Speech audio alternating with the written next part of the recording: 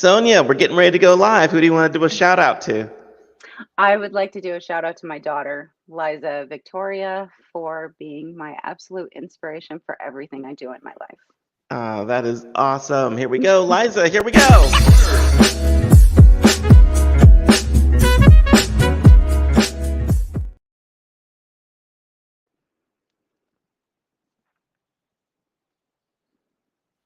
Hey guys, today Sonia Lucia Montoya is our guest. She is a professional photographer and has been so for 12 years and specializes in boudoir photography.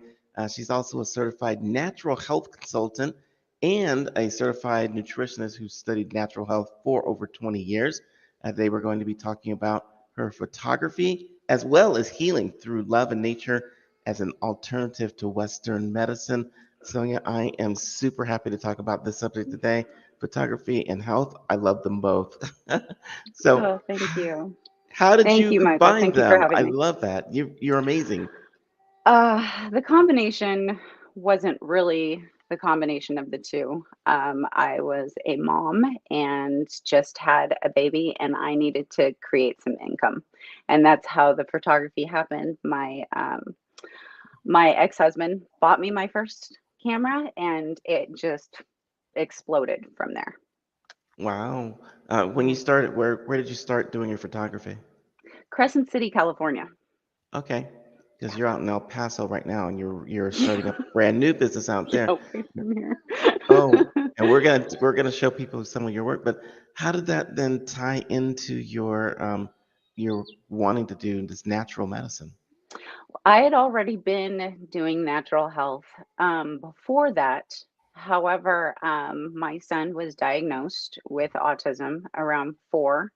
And when he was diagnosed, I had to create a situation in my own space and in my head to be able to understand why this was all happening. So instead of putting my son through therapies and Western medicine, I chose to go alternate route and do as much studying as I possibly can to help him heal his body so he can function. Okay, and so what kind of stuff did you do? What kind of practices did you come up with that you do? Healing the gut was the number one, I believe, in all stages of medicine. If you have any ailment whatsoever, it starts in the gut. And any naturopath will actually agree with me 110% with that. Okay. Because whatever you eat, whatever you consume, is throughout your body. It goes to your brain, it goes to your bones, it goes to your body. So when you start with the gut and you start to heal that gut health, that's when everything starts to align. Is it just better food, or is it like medicines and herbs and things like that, or what Uh, is it? it's probiotics, it's raw foods, it's staying away from all the junk that we're so used to consuming. And we're so used to consuming fast because our bodies and our minds are so fast paced these days. We just got to grab and go, and unfortunately you don't see organic restaurants like, hey, grab and go. Usually it's something that is not so healthy for us. So unfortunately we all live this unhealthy lifestyle where it's go go go. Yeah. We're kind of forced into it. What kind of things is it that you would, I guess, prescribe, or maybe not even prescribe? What kind of things do you think people should be eating, I guess, if you want to feel better? Uh, you know, I always tell people start organic, start caring about the pesticides and the things. And, unfortunately, even organic still kind of, has those little bits of something. But in the mind, once you set in your mind, this is how I'm going to change. This is what I want to do for myself. When you start to take in those foods, your body is going to adapt in a way that changes everything. Hmm. So if you're going to eat, a hamburger that is from a not so healthy place, or versus you're going to go to, say, an organic food store and you're going to eat something organic and you put it into your body, that mindset right there, already, and your body adapts to what you're processing. Are there like certain foods that one might eat for certain ailments, I guess? Oh, absolutely. Absolutely. And you would have to, it all depends on what that ailment is. Like my son has to be gluten free. He can't have milk products because milk is known to create an issue with the autistic brain. It slows the gut process down. The hormones in things like the cow's milk and things like that and cheeses and things. So he does eat somewhat of a vegan diet with that, but he does eat organic beef. He eats salmon. He eats seaweed. I love salmon and seaweed, so Me okay. too. That's good stuff. What Yeah. about people that have, I don't know, maybe skin issues and they're going like, I'm too dry all the time, or what Skin kind of stuff would they issues. eat? As a natural health consultant, I would always tell people, first of all, check with your doctor if you're taking any medications whatsoever, only because things like fish oils can thin the blood. So you want to make sure that you're not on any blood thinners or things like that that would counteract what you're going to take naturally. Yeah. So any of your supplements, you always want to check with your doctor first. But things like fish oils keep the body moist. Those omega 3, 6, and 9. And then there's also a vegan side of omegas as well that you can take that are, for vegans that are like, no, we can't have fish. We can't do fish. We got to do some other kind of oil. Exactly. What's so for the vegans out there? What's the oil that they or supplement they would do if they want to have healthy glowing Um, skin? you want to make sure that, and there's particular oils. There's flax. Flax is phenomenal. Flax is amazing. I love flax, especially for women because it's hormone balancing. So that's one of them. Ah, I gotcha. All right. Yeah. What about for, I keep asking for a friend. But if you wanted to do stuff like for your eyes, are there things like this that you can do for your eyes? You can do for, Oh yeah. There's all kinds of now, there's a few alternative ways to help with your eyes, but there are also herbs that you specifically. Now, there's a combination, and I sincerely apologize. I cannot remember off the top of my name or off the top of my head right now. But uh, any anything high in antioxidants is uh-huh. good for eye health. It's good for cancers. It's good for um, Alzheimer's. Alzheimer's is, because you want those antioxidants, you want all that to start detoxing your body. The more you detox your body, and balance as well, the better your brain and all your parts are going to function. Awesome.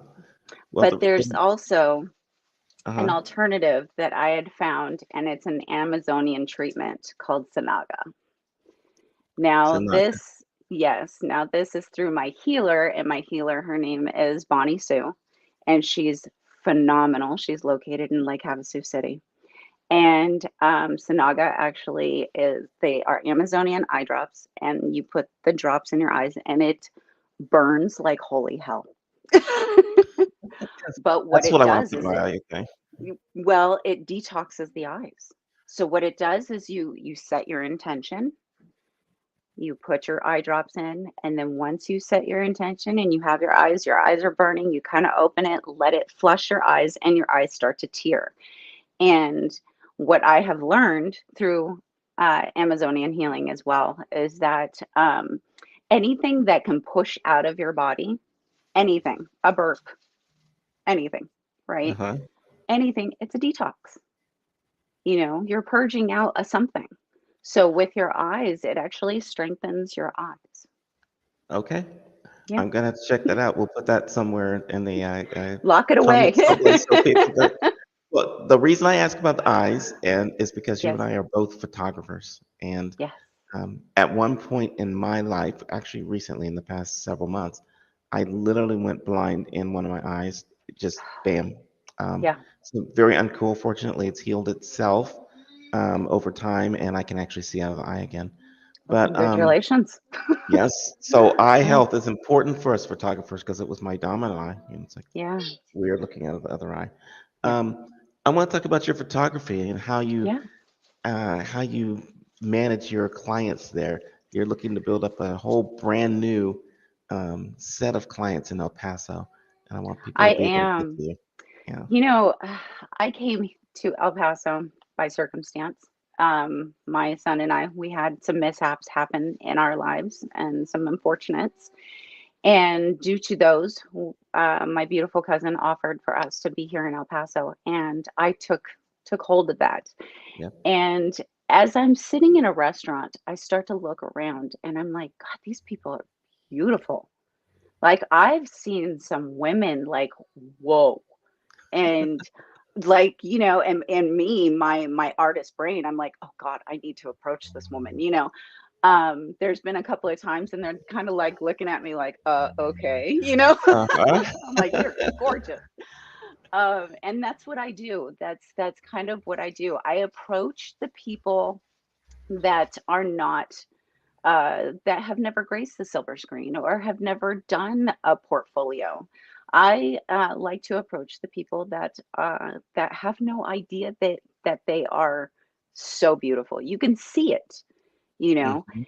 And when I do that, that's where my photography started, and that's what I like to build from. Is creating this image that I see of them, and then they see it and go, "Oh my gosh, I never know I didn't know I could look like that."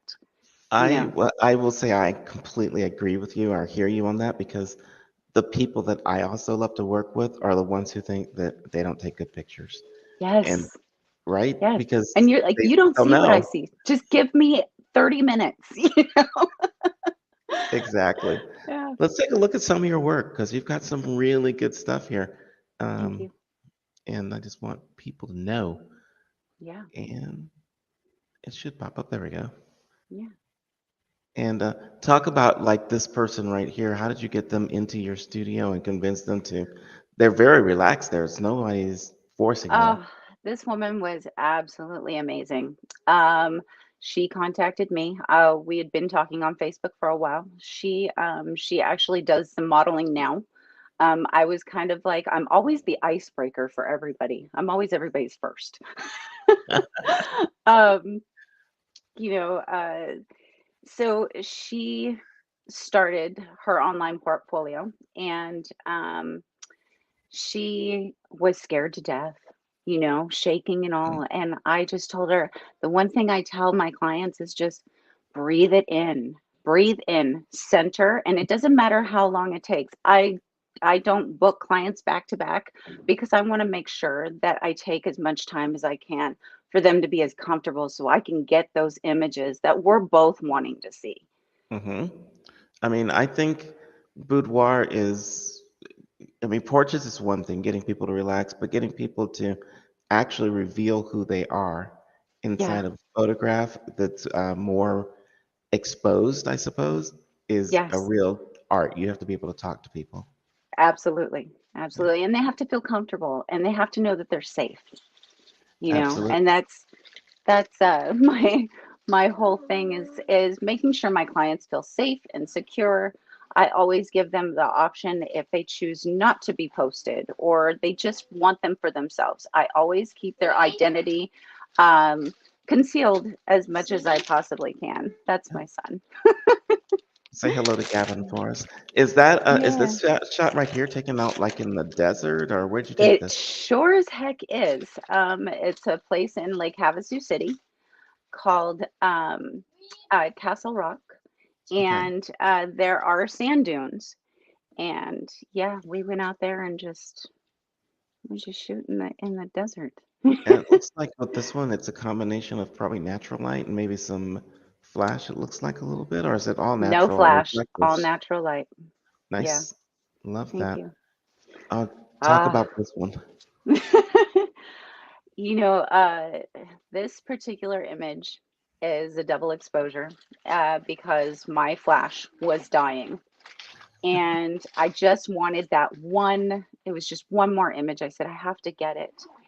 And this was a turning point between the model and I. We were both in places in our lives where we both needed, let's say, a little God in our lives, so Okay. we did uh, a dark version and then a light version. So white angel wings and black angel wings. And um, we we kind of just meshed this segment together as in the rising of the dark angel. Yeah. Yeah. I absolutely love the both of these pictures. It Thank almost you. looks like a you could tell a story with this, either birth and death or death and birth, and it Yes. depends on which way you want to go with it. Yep. And the story is powerful either way with these pictures. I mean, that's I would almost even say a lot of people would probably say, "Oh, the black one is the death," but I'm looking at this one. It looks like this is the birth, of something beautiful. So I never looked at it like that. That's quite interesting. I like yeah. that. Yeah. So this one also, now this is not the desert.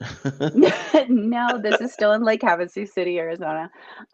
This was a graduation shoot, and she came to me and said, "Look, I don't want to do the normal, like we did the norm with the cap and gown kind of thing." But she says, I want to do something really, kind of fantasy and things like that. And so we created this kind of like I saw her because she has this very 1800s kind of, features. And I thought, oh, it's going to be epic having her on the rocks. And it doesn't look like it's from this era to me. No, it Yeah. looks, I'm not sure what era it's from, but it just Yeah. looks so relaxed. And this is like one of those pictures somebody will come back when they have, kids and then grandkids and go, yep, that was me. Yeah. Yes. It's like, it's almost like a painting. Or It it is. kind of, Renoir. I'll go with Renoir. That looks actually good. Mhm. Now this, what was the thought behind doing this shot right here? Well, this was another idea that I had had. Now, this woman in particular happened to be almost like my muse. No matter what we shot, and I have a lot of work with her, we met and we just kept creating and creating. And our creativity just kind of exploded. This is one of my absolute favorite shoots with her because she had just dyed her hair this beautiful orange color and it just looked absolutely stunning, and so we took just fake flowers and laid her down on the floor and had at it. And then went for it. I love that. I love that. I was gonna ask you if the flowers were real or fake, and Yeah, you answered that they look real. I'm just, right? I know, yeah, they look beautiful. totally do. Yeah. What's the story behind Um, this? there's an abandoned place in Lake Havasu City, Arizona, and I like to shoot there a lot. I have a few different shoots from that particular spot. And this is another girl I had met in a restaurant, and we became acquaintances. And she was more than willing to photograph for me. She had this most exquisite hair, and she's just absolutely gorgeous. She really is. And she does a little modeling on the side as well. And we just kind of, went to go play with it. Gotcha. Yeah. So if somebody actually says, I think I want to do boudoir, and they're Hmm. like, I don't know if I could look like this against the fence. I don't know if I could, come up with an awesome picture like this in the car. You know, I just don't feel like I can do this. Like, go ahead, tell me. How do I do this? The one thing that I would tell my clients all the time Hmm. is number one, you have to trust me. Okay. So I'm going to create that image that you want to see of yourself, but you have to want it. So I'm not going to sell you on something you don't want to do. So a lot of times I get my clients and I say just bring a whole bunch of outfits and and once you go from there, then if you choose to peel is what I would call it, by all means. If you want to do just maybe it's just with shorts and a t-shirt or, however you feel. And usually by the end of the shoot, they're like, I'm ready to take it all off. It's it's really a matter of comfort. So you have Okay. to feel safe. You have to feel safe. That's the number one thing. I modeled when I was younger. And I think there was two photographers that I had worked with where I felt safe. And a lot of models had come to me and they go, I didn't really feel good with this guy, Hmm. or it didn't really, like, I didn't really feel the vibe. And that's what we're all about. We're all about laughing. We're all about breathing. Bring your music. Let's get in the zone. I got you. When people, after people have done the shoots and you've done any sort of post processing with them, what do most people say I want to do with the pictures? Do they put them up in their house? Do they send them to? All Uh, of it. They want okay. books. I've created books for them. Yeah, I'm creating a book right now. It's called The Strength of Women, and it is lilies with women that are in black and white, and they can put the lilies wherever they choose, their cleavage, their bum, their neck, wherever they choose to put these lilies, and it's where they have found their power. And you could have and it's a survival book in a way of you could survive anything. So it doesn't have to be something trauma based. It could be, I just survived this life as is, and I'm, coming to. That is So, awesome. yeah, I love the philosophy. I love the getting people out of their comfort zone and having them want to be out of their comfort zone, I think is the real magic of boudoir photography, right? absolutely. Yeah. Absolutely. You have to be comfortable. And as women, we're so judgy with, with ourselves and other people. And we always compare ourselves to other people. And I find myself doing it all the time. So I know how to tap into that and want to help release all that. And I tell people all the time, don't look at them. That has Okay. nothing to do with you. It has to do with what you feel inside, how you feel, and how you perceive yourself. Yeah. Now, Hmm. most of the time we think of boudoir, I think most people think of women in boudoir. Do you do work with men also? Of course, Okay. men are sexy too, and they can. Oh yes, yes, I love to photograph men. I don't get as many men, and Gotcha. a lot of times guys are like, "Oh, I wouldn't want to be in front of you," kind of thing. And unfortunately, sometimes guys are a little bit more, I would say, insecure, which is kind of awkward. You would think they wouldn't be, but they have a tendency to not want to. Shoot with uh, someone, I guess, who looks like me. Yeah, Like, I you understand. know, yeah. Interesting. Well, I want people to Yeah. be able to shoot with you, so I think the best way Yes. is probably to get in touch with you through your website Yes. at Sonia Lucia Photography LLC.com. Yes. And you also have your work on Instagram, and people can find you on Instagram at Sonia Lucia Photography LLC underscore art. And I'm just going to leave this up here so people can remember it, write it down, copy it down, and get in touch with you right away. You have Awesome. been so fun to talk to. Well, thank you, Michael. Appreciate it. If we were doing a photography show, I'd jump into lights and f-stops and camera I bodies know, and I stuff know. like I want to that. like pick your brain. But we'll let it go with the naturalist and with the photography, and people can get in touch with you and talk about both of those things. So Thank you. thank you for being on, and Thank you for we'll having see me. you next time real soon. Thank Okay. you. Bye, Bye sweetheart. bye.